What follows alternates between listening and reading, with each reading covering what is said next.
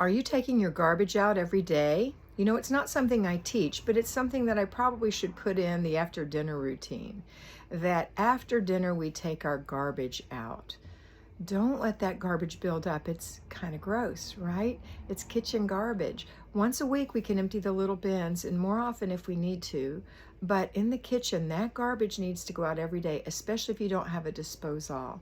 Now, you might live on a country place where you can put your things in a compost bin, and that's great, or pile.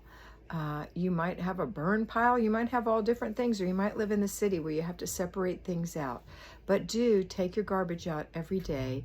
It's going to make you feel better in your kitchen when you wake up in the morning to a clean, empty garbage can, and it's going to make your house smell better, and it's going to keep it free of pests that can search out your garbage. Get that garbage out every day.